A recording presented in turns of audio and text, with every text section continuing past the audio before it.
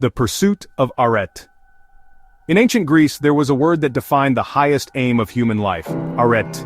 It meant excellence, not in just one area but in everything. Battle, art, poetry.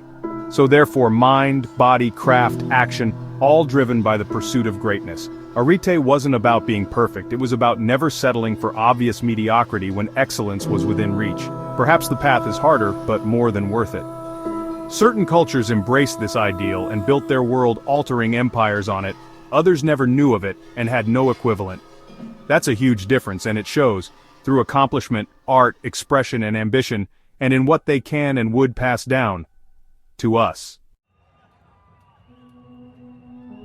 People all over the world should live up to the greatness they inherit. When they don't, when they exploit it, flatten it, or reduce it to recycled schlock, we should call them out. That's not capitulating in arrogance, that's integrity.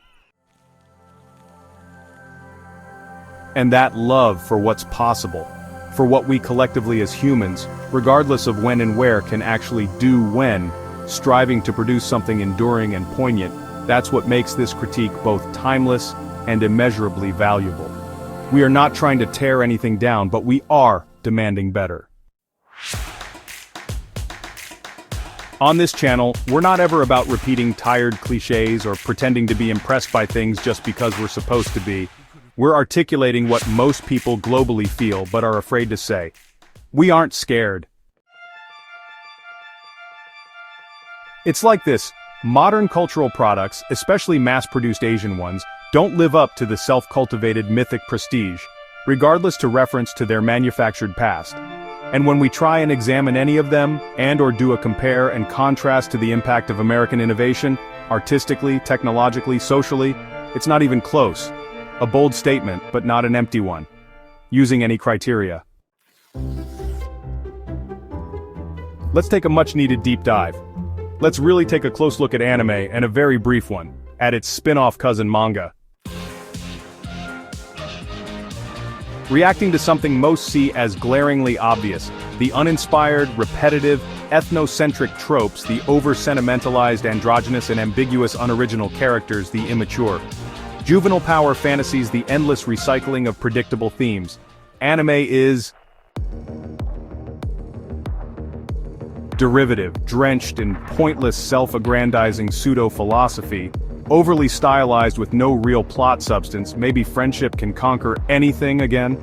More than likely though, just another Dragon Ball Z-styled constant pissing contest, where 3 episodes later, the superpower they used to solve all their problems is now completely irrelevant and replaced by something even more powerful that gets replaced. Ad infinitum. And it's hard to swallow the weirdly obsessed, homoerotic, infantilized, repressed but overt misunderstanding of sexuality. And manga? Even more so, because it has no production constraints and spirals into the most incoherent sludge. Don't get me wrong, there's brilliant work in both these oversaturated, overproduced, lackluster mediums, but one would have to wade through a painful and disgusting ocean of tentacle porn, schoolgirl, or gay lust sameness and pandering trash just to try and, maybe, find it. Our critique is anything but ignorant. It's obvious, researched, and refined. We're not saying it hasn't met any standards because it's Japanese or Korean sweatshop cash grab.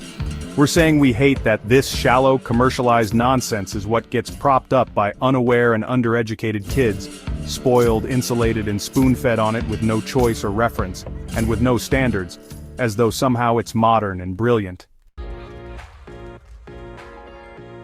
We give credit where it's due, and that's very important. We're not anti-culture or creativity, if there were any. We are anti-delusion. Let's examine some truth. Undeniable. Thailand remained unconquered even by Alexander the Great and Napoleon. That's why they don't speak French there like they do in Cambodia and Vietnam. Thai culture is actually unique, elegant, and distinct in every frame of its architecture, art, and martial tradition, and deeply underappreciated by the West. Not for lack of greatness, only the lack of a self-aggrandizing, money-backed hype machine. Amazing history, cultural heroes with actual depth and meaning, amazing plots and characters that make sense and have motivations as good as any ever written. India, the oldest continuously practiced philosophical and mythological system on Earth. The Mahabharata and Ramayana are as sophisticated as anything from Homer to Shakespeare, maybe more so in terms of sheer complexity, inherent goodness and beauty.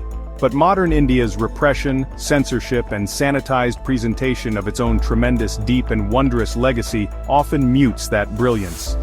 And it hurts to watch a culture dim its own light. Like it hurts to watch American youth turn its back on one of the most beautiful things ever created by anyone. No other nation has had the same level of global cultural influence in such a short span as the United States has had over the last century.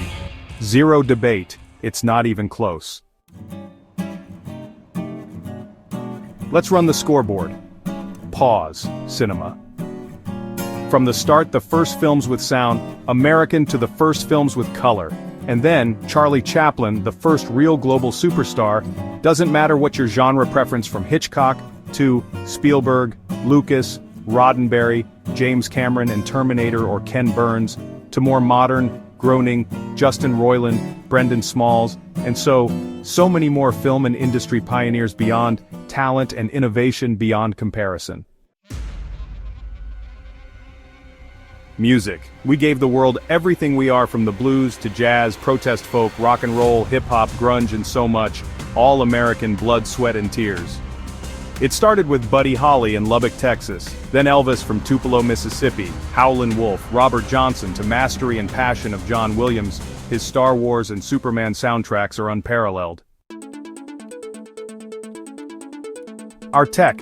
From the Wright brothers airplane, the cotton gin, assembly line, light bulbs, electricity, color TV, to the internet, spaceflight, microprocessors, AI, again, American DNA, no one comes close.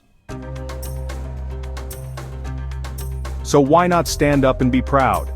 That's your culture, your heritage, and your forefathers, not something to be ashamed of or turn your back on.